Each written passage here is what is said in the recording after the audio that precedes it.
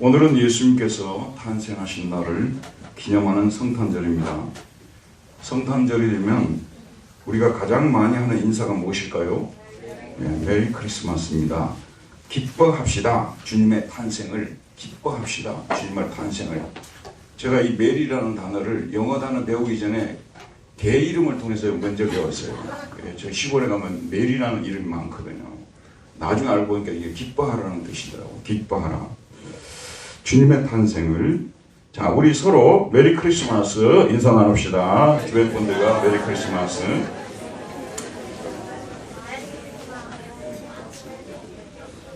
네, 우리가 성탄절을 떠올릴 때 가장 먼저 떠오르는 이미지가 그래도 아마도 기쁨일 것입니다. 영어로 joy, 기쁨일 것입니다. 네, 성탄절은 슬픈 날이 아니라 기쁜 날입니다. 먼저 여러분이 어릴 때의 기억을 떠올려 보십시오. 성탄절이 되면 거리거리마다 크리스마스 캐롤이 울려 퍼지죠. 예배당 앞에는 커다란 크리스마스 트리가 세워져 있습니다. 성탄절 이브 저녁에는 주일학교에서 준비한 성탄 행사를 하고, 원래는 이브에 해야 되는데 오늘 우리 성탄절에 지금 하는 거예요. 청년들은 행사가 끝나도 교회에 머무르며 밤새 잠을 자지 않고 교제하다가 새벽이 되면 성도들이 집 앞으로 가서 성탄 찬송을 불러줍니다. 그리고 대예배 때는 모두 다 잡니다. 그게 중요해요. 저도 항상 그랬어요. 성탄절이 되고 성탄절 예배가 시작되면 기쁘다 구주 오셨네 등의 성탄 찬송 소리가 울려 퍼지며 예배가 시작되고, 예배가 끝나면 음식을 나누고 먹으며 서로 기뻐하며 성탄절의 마지막 시간들을 즐겁게 보냈지 않습니까? 세월이 흘러 지금은 이런 아름다운 성탄 문화가 사라지고 있어서 가슴이 아픕니다. 엊그제 야탐역에 나갔더니 여기 아주 아름답게 만들어진 성탄 트리가 세워져 있어요. 그래서 이게 어떻게 된 건지 보니까 성남 기독교 연합회에서 만들어 세웠는데, 오랜만에 좀 트리답게 다 야탐역에 세워놔서 부처님 오신 날은 매번 막 이런 거 막 등 갖다 붙이고, 어쩌다가 우리 성탄절이 이렇게 참혹하게 되었는지 가슴이 아프던 차에 이 성탄 트리를 보니까 반짝반짝하고 있는 모습을 보니까 너무 감사하더라고요. 여러분, 성탄 문화가 성탄의 의미를 가려서는 안 되지만 성탄의 문화도 흔적도 없이 사라지는 것은 바람직하지 않습니다. 성탄절은 기쁜 날입니다. 왜 기쁜 날일까요? 우리 주 예수님께서 죄인들을 구원하시려 사람의 몸을 입고 이 땅에 태어나셨기 때문입니다. 예수님께서 이 땅에 태어나시지 않으셨다면 우리는 죄사함을 받지 못하고 여전히 죽음에 처해 있었을 것입니다. 하지만 예수님께서 이 땅에 오셔서 우리 죄짐을 대신 짊어지시고 우리 대신 십자가에 못 박혀 피 흘려 주셨기 때문에 우리의 죄가 사함을 받고 영생을 선물로 받게 되었습니다. 여러분, 우리가 성탄절을 기뻐하는 이유가요, 바로 이런 이유 때문에 기뻐해야 되는 거예요. 우리 주님께서 우리 죄 문제를 해결해 주시기 위해서 이 땅에 오셨다는 거, 이 포인트를 잡지 못하면 성탄절 100번 지켜도 소용이 없는 것이죠. 사실 제가 한번 생각해 보니까요, 성탄절을 기뻐하는 사람들이 되게 많더라고요. 특별히 요즘에 트로트가 전국을 강타하잖아요. 예, 어떤 방송은 트로트 방송을 하는데 시청률이 20%가 넘었더라고요. 지금 20% 넘는 방송이 거의 없어요. 트로트 열풍이잖아요. 사실 그런데 거기 조금만 유명한 가수들은요, 연말에 돈 버느라고 바빠요. 돈이 얼마나 들어오는지도 모를 정도로 돈을 버는 거 아니겠어요. 또 성탄절 즈음에서 장사하시는 분들 돈 많이 벌거든요. 또 이러저런 이유들로 성탄절을 기뻐하는 분들이 되게 많아요. 근데 우리는 다른 이유로 기뻐하면 안 되는 거예요. 다른 이유로가 아니라 예수님은 우리 죄 문제를 해결해 주시기 위해서 이 땅에 오셨다는 거, 그리고 예수님이 십자가로 죄 문제를 해결해 주셨다는 것, 이런 묵상을 하면서, 이 생각을 하면서 우리가 이 성탄절을 맞이해야 된다는 것입니다.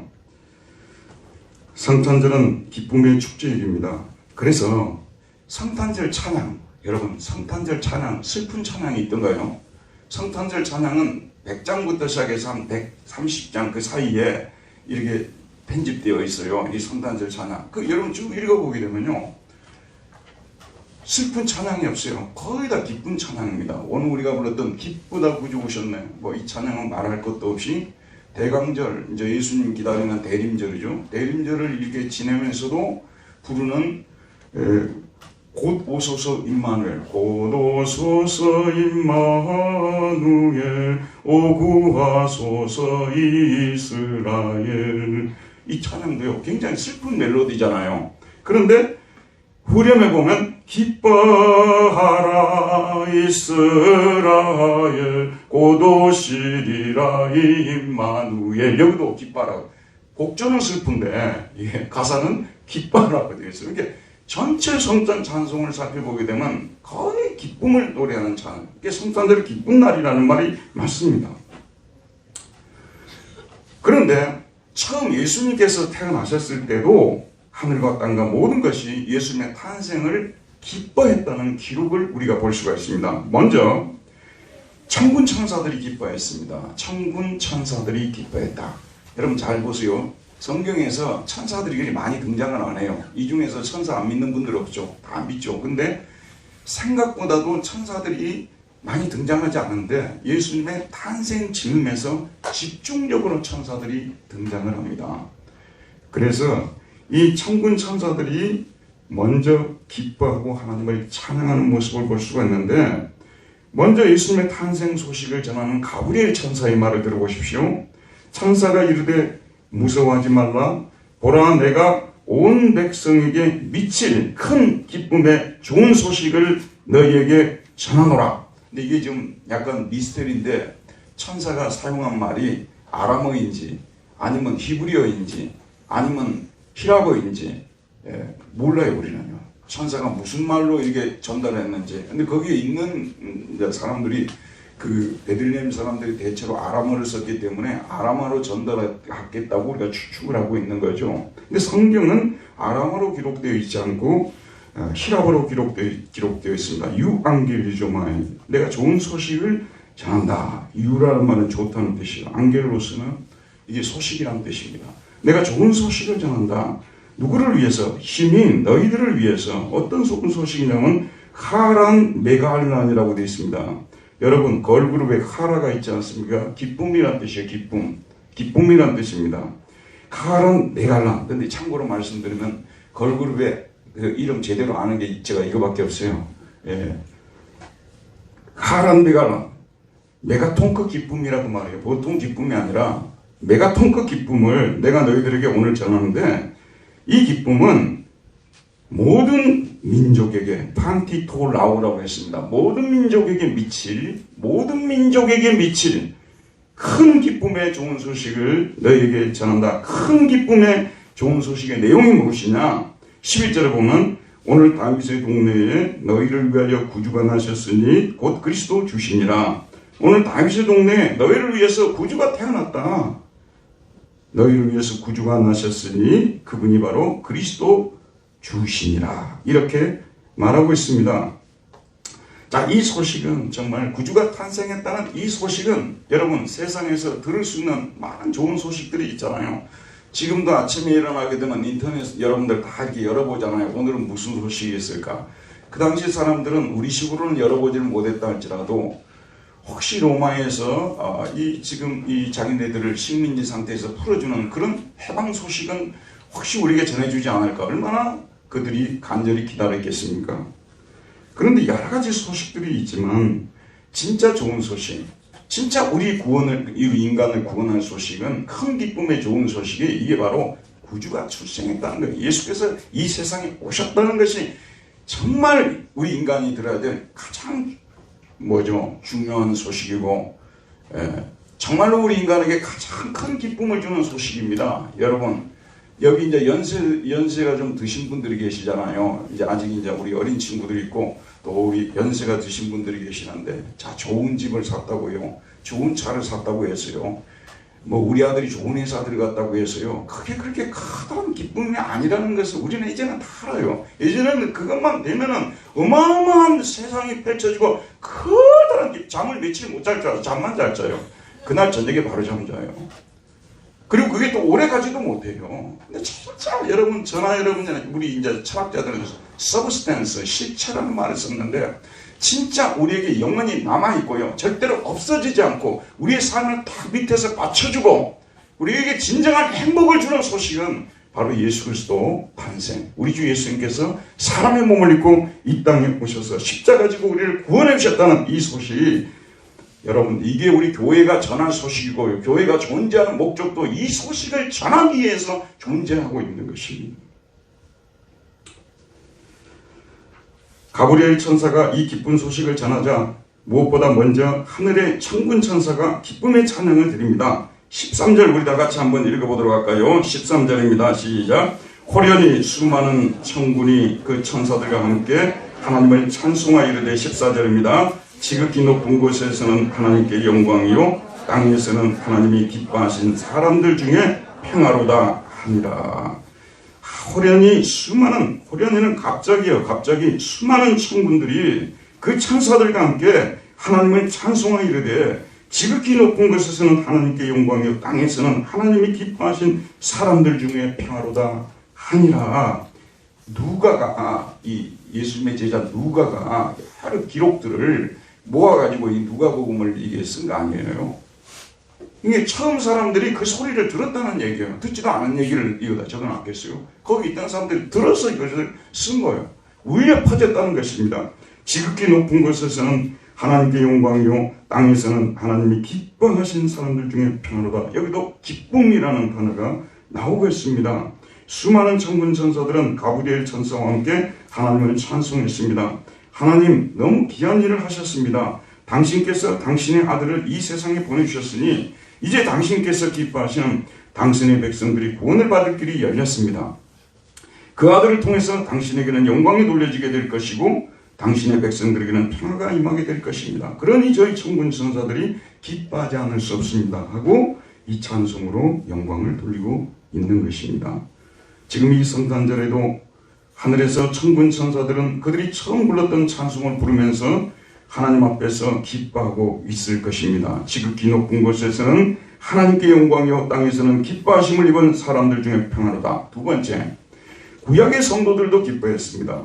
성탄절 때는 아니지만 이미 성탄을 내다보고 예수님 출생을 내다보고 기뻐하는 사람들이 있습니다. 바로 구약의 성도들입니다. 구약의 성도들은 예수님께서 탄생하실 것을 기다리며 고대하다 먼저 하나님께로 간 사람들입니다. 그들은 예수님의 출생을 간절히 기다렸습니다. 이사야 선지자는 성령의 인도로 다음과 지언했습니다. 그러므로 주께서 친히 징조를 너에게 주실 것이라. 보라, 처녀가 잉태하여 아들을 낳을 것이요 그 이름을 임마누엘이라 하리라. 처녀가 잉태하여 아들을 낳을 것이요 그 이름을 임마누엘이라 하리라. 이사야는 예수님께서 출생하시면 그를 기다리던 백성들에게 큰 기쁨이 있을 것이라고 예언합니다. 흑암을 행하던 백성이 큰 빛을 보고 사망의 그늘진 땅에 거주하던 자에게 빛이 비치도다. 주께서 이 나라를 창성하게 하시며 그 즐거움을 더하게 하셨으므로 추수하는 즐거움과 탈취물을 나눌 때의 즐거움 같이 그들이 주 앞에서 즐거워하오니. 추수하는 즐거움, 탈취물을 나눌 때의 즐거움. 여러분, 이 즐거움을 좀 이렇게 이해하기 위해서 탈취물을 한번 나눠보는 그런 일들이 좀 있었으면 좋겠어요. 탈취물을 나누는, 없었던 것이 들어온 거예요. 그걸 나눌 때 얼마나 기쁘겠어요. 비유를 그렇게 한 겁니다. 비유를. 즐거움이란 말이요 4번이나 반복이 되고 있습니다. 그러니까 구약의 성도들은 장차 예수님께서 이 땅에 오셔서 자기 백성들에게 커다란 기쁨을 가져다 줄 것이라고 생각하면서 이 성령의 감동으로 이런 예언을 했던 것을 볼 수가 있습니다. 지금도 이 구약의 성도들은, 지금은 이제 하늘에서 이 구약의 성도들이 성탄절을 예배를 드리고 있는 저희를 바라보면서 기뻐하고 있겠죠. 세 번째, 목자들이 기뻐하였습니다. 천사들이 들에서 양을 치던 목자들에게 예수님의 출생 소식을 전하자 그들은 처음에는 두려워했습니다. 나중에는 기뻐하여 이 소식을 마을 사람들에게 영어로는 어브로드라고 되어 있습니다. 널리 전했다고 되어 있습니다. 그 뭐 자기 마을뿐만 아니라 인근 여러 곳에 다니면서 어브로드 널리 이 복음을 전했다는, 예수님의 출생을 전했다는 말씀입니다. 그러면서 목자들은 하나님을 찬송하는데 누가복음 2장 20절에 보게 되면 목자들은 자기들에게 이르던 바와 같이 듣고 본 그 모든 것으로 인하여 하나님께 영광을 돌리고 찬송하며 돌아가니라. 슬퍼하는데 무슨 찬송을 하겠어요? 기뻐하면서 그들은 찬송하며 돌아갔다고 말하고 있습니다. 목자들이 기뻐했어요. 네 번째, 이 탄생 소식을 들은 시므온과 안나와 같은 하나님의 백성들이 기뻐했습니다. 시므온이라는 사람이 등장하는데요. 이 2장 25절에 보게 되면 예루살렘에 시므온이라 하는 사람이 있으니 이 사람은 의롭고 경건하여 이스라엘의 위로를 기다리는 자라. 성령이 그 위에 계시더라. 이제 예수님을 데리고 성전으로 갔을 때 시몬이 아기를 안고 하나님을 찬송하여 이르되 주제여 이제는 말씀하신 대로 종을 평안히 놓아주시는도다. 내 눈이 주의 구원을 보았사오니. 이렇게 기뻐하며 찬송하는 모습을 볼 수가 있습니다. 또 여자 성도가 나오고 있습니다. 아셀 지파 36절, 바누엘의 딸 안나라 하는 선지자가 있어 나이가 매우 많았더라. 그가 결혼한 후 7해 동안 남편과 함께 살다가 가보가 되고 84세가 되었더라. 이 사람이 성전을 떠나지 않냐고 지하로 금식하며 기도함으로 섬기더니 마침 이때에 나와서 하나님께 감사하고 예루살렘의 속량을 바라는 모든 사람에게 그에 대하여 말하니라. 성전에서 아기 예수님을 본 거예요. 그리고 이 사람이 곳곳에 다니면서 예루살렘의 속량을 바라는 모든 사람에게 이제 드디어 우리를 속량은 돈을 주고 이렇게 사서 풀어준다는 그런 뜻 아니에요. 노예의 상태에서 해방시켜주는, 죄의 노예가 되었던, 죽음의 노예가 되었던 우리를 이제 풀어줄 그분이 비로소 이제 이 땅에 오셨다. 이제 오셨다 하면서 두루두루 다니면서 기뻐하며 전도했던 것을 볼 수가 있습니다. 다섯 번째, 동방 박사들이 기뻐하였습니다. 동방의 박사들은 별을 연구하는 이방인 점성술사들입니다. 그들은 하늘에 이상한 별이 나타나 움직이는 것을 보았습니다. 그들은 그 별이 구세주의 탄생을 알리는 별임을 알아차렸고 즉시 그 별을 따라갔습니다. 박사들이 왕의 말을 듣고 갈새 동방에서 보던 그 별이 문득 앞서 인도하여 가다가 아기 있는 곳 위에 머물러 서 있더라. 그들이 별을 보고 매우 크게 기뻐하더라. 집에 들어가 그의 어머니 마리아가 함께 있는 것을 보고 엎드려 경배하고 보배함을 열어 황금과 유향과 모략을 예물로 드리니라. 제가 주일학교 때 연극할 때 제일 많이 등장했던 것이 황금, 유향, 모략 이거 드리는 거잖아요. 황금, 유향까지는 아는데 모략이 뭔지를 잘 몰랐어요. 아무튼 그걸 드리던 기억이 있습니다.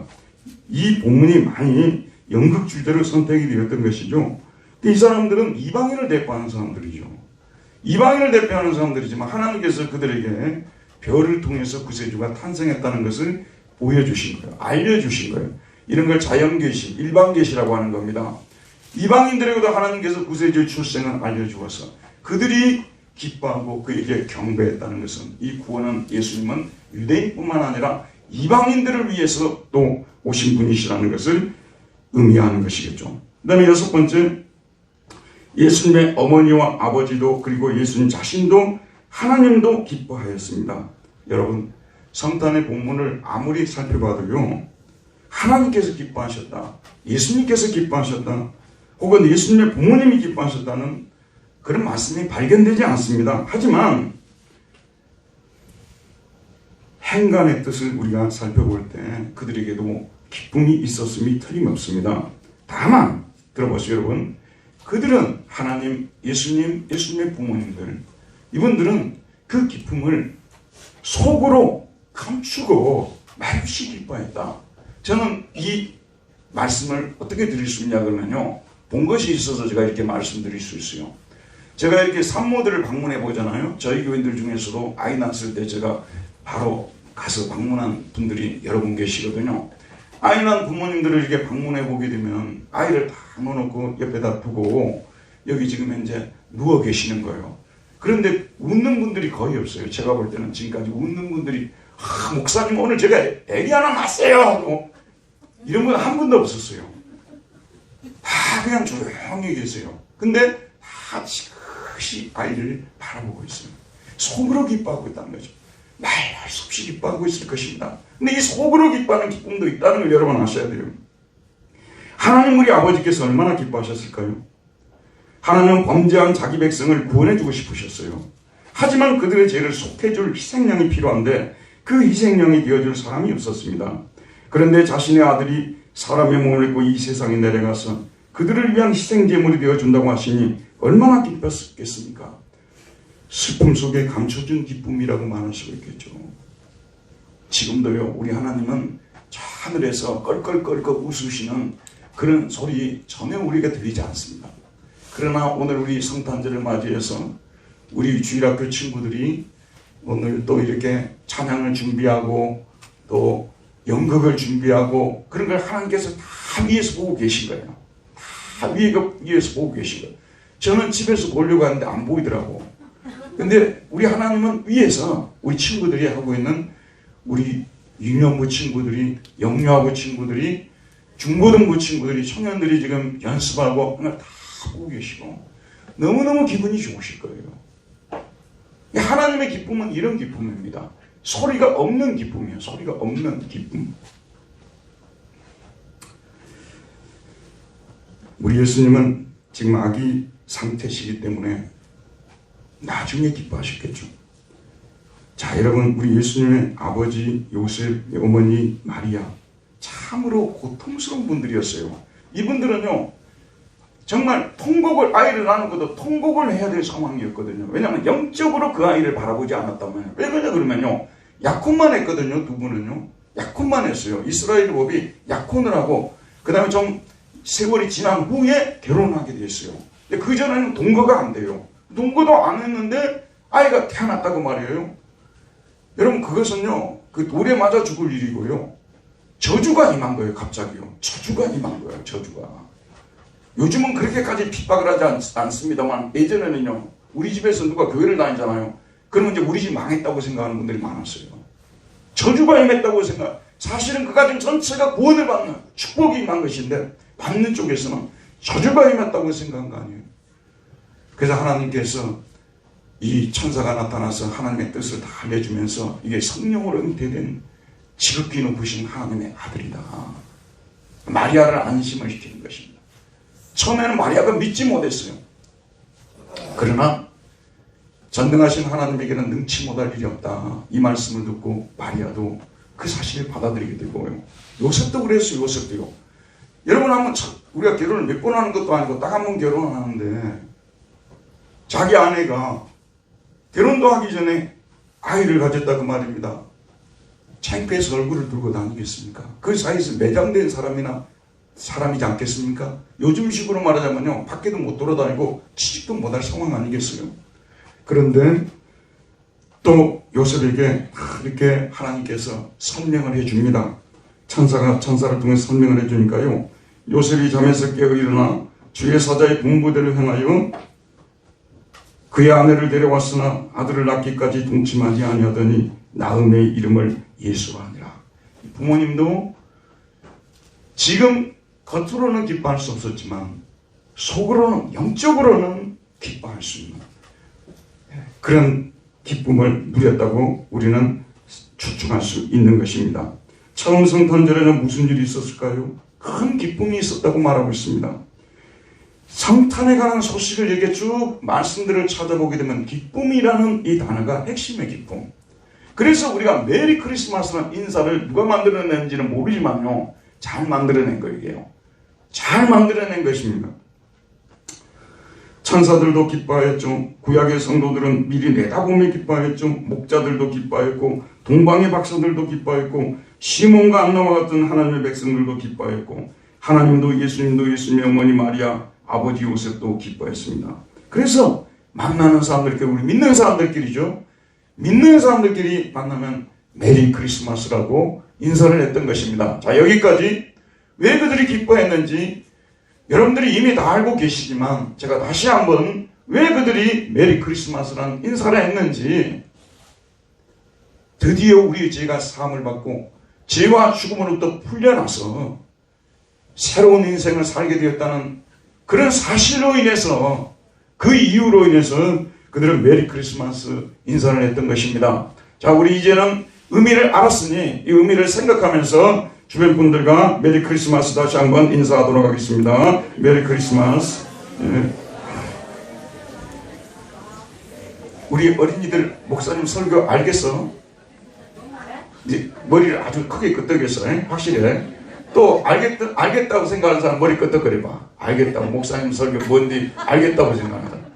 야, 우리 주일학생들이 정말 너무 신앙도 좋고 너무 이해력도 좋고. 성탄절을 맞이하는 우리도 기뻐해야 합니다. 성탄절을 맞이해서 특별히 더 기뻐할 사람들은 여기 앉아있는 저와 여러분들입니다. 여러분, 예수님께서 사람의 몸을 입고 이 땅에 오시지 않으셨다면 우리가 어떻게 제사함을 받고 영생을 얻고 천국에 들어갈 수 있었겠습니까? 하나님께서 우리를 구원하시기 위해서 그 아들을 이 땅에 보내주시지 않으셨다면 어떻게 구원을 받을 수 있었겠습니까? 예수님의 탄생 소식은 우리가 들을 수 있는 여러 소식들 중 한 소식이 아닙니다. 반드시 들어야 될 소식이고, 우리는 이 소식을 듣고 예수님의 하나님의 아들임을 믿어야 합니다. 우리를 구원하기 위해서 이 땅에 오신 메시아시오 세상의 구주이심을 믿어야 합니다. 하나님은 이 아들을 믿는 자들을 그들의 지혜에서 구원해 주시고 자기 백성을 삼아 주시고 영생을 선물로 주시고 영원한 천국에서 살게 해 주십니다. 성탄절이 존재하는 이유가 뭐냐면요, 이 소식을 전하라고 지금 존재하고 있는 것이고 이 소식을 믿으라고 지금 존재하고 있는 것입니다. 여러분, 기독교 종교는요, 성경 66권이라는 많은 내용을 가지고 있지만 요약해 놓으면은 바로 하나님의 아들 예수님을, 이 능력의 아들로 탄생하신 예수님을 믿으라, 십자가를 믿으라, 그리야만 제사함을 받고 영생을 얻고 천국에 들어갈 것이다. 이것이 바로 모든 66권 성경의 요약입니다. 그리고 이 사실을 날마다 듣지만 성탄절을 정해서 다시 한번 집중하고 우리가 붙들어야 될 복음이 무엇인가? 바로 이 성탄의 복음이라는 거. 디트리시 보네퍼라는 유명한 그 독일의 신학자이고 또 정말 모든 사람의 감화감동을 준 삶을 살았던 보네퍼라는 사람이 모든 신성한 신학은 사크라 테올로기아, 신성한 신학은요, 이 마국간에서부터 시작이 된다고 말했어요.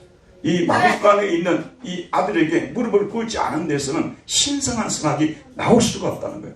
무슨 얘기냐 그러면요, 지금도 예수님이 탄생하셨니 안 하셨니, 그 예수가 하나님의 아들이니 아니니 이런 논쟁을 벌이고 있는 그런 사람들이 너무나 많다는 것이에요. 알만한 사람들은 다 압니다만은 화란의 수상까지 지냈던 아브라함 카이퍼라는 유명한 신학자이고 정치가가 있어요. 이분은 원래 목사님이셨는데 나중에는 목사 그만두고 정치를 했던 분인데요. 이분이 처음에는 몰랐어요. 그런데 이슬람 지역을 다 다녀본 거예요. 이슬람 지역을 다 다녀봤어요. 그랬더니 인도네시아도 와보고 다 와봤어요. 이슬람이라는 책까지 썼어요. 이슬람이.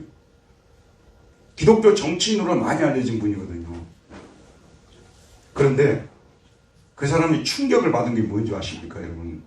이슬람권에 가보니까 누가 마호메트에 대해서 요만큼이라도 깎아내리면요, 알라에 대해서 이만큼이라도 깎아내면 그 사람 보고 그 뒤로 완전히 절교를 해본대요, 그 사람들은요. 지금도 이슬람 선교하는 분들한테 내가 그 얘기 들었거든요. 그냥 같이 이야기하다가도 마호메트에 대해서 조금 깎아내린다든지 알라에 대해서 좀 깎아내리잖아요. 그날부터 절교를 해요. 여러분, 그래서 그들은 극진히 존경을 한다는 거예요. 알라 신에 대해서, 마호메트에 대해서.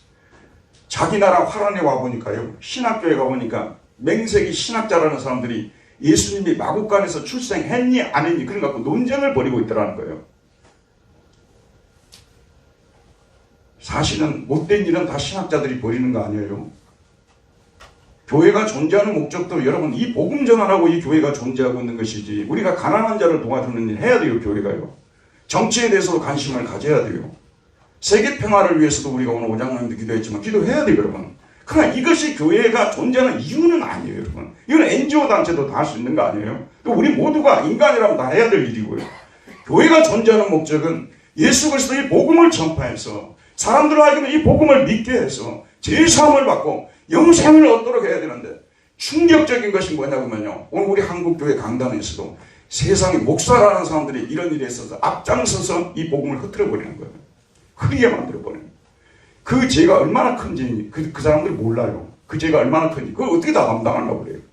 교회가 존재하는 목적은 이 성탄의 소식을 전하고, 보네퍼가 이야기했듯이 모든 거룩한 신학은 말구에 계신 예수님한테 무릎을 꿇는 데서부터 시작이 된다. 그 말이 너무 맞죠. 저와 여러분, 정말 이 소식이 우리가 받아야 될 큰 기쁨의 좋은 소식입니다. 이 소식을 저와 여러분 모두 오늘 다시 한번 이해했으니까 이제 믿으시기를 바랍니다. 천사가 이르되 무서워하지 말라. 보라, 내가 온 백성에게 미칠 큰 기쁨의 좋은 소식을 너에게 전하노라. 오늘 다윗의 동네에 너희를 위하여 구주가 나셨으니 곧 그리스도 주시니라. 우리도 천군 천사들이 불렀던 찬송으로 하나님께 찬양을 올려드립시다. 14절 말씀 다 같이 읽고 마치도록 하겠습니다. 14절입니다. 시작. 지극히 높은 곳에서는 하나님께 영광이요 땅에서는 하나님이 기뻐하신 사람들 중에 평화로다 하니라. 기도하겠습니다. 은혜와 자비가 풍성하신 우리 하나님 아버지, 오늘도 부족한 저들 이곳에 모이게 해주시고 또 생명의 말씀을 듣게 해주시고, 정말 우리가 들어야 될 참 큰 기쁨의 좋은 소식이 무엇인지, 오늘날 너희를 위해서 구주가 태어나셨다는 이 사실이, 이 하나님의 메시지가 우리가 들어야 될 복음이라는 것을 오늘 다시 한번 깨우쳐 주셨사오니, 이로 인해서, 오직 이 이유로 인해서 오늘 하루 동안, 그리고 매일매일 메리 크리스마스가 매일 크리스마스로 되어지는 우리의 삶이 되어지게 주옵소서. 예수님 이름으로 기도하였습니다. 아멘.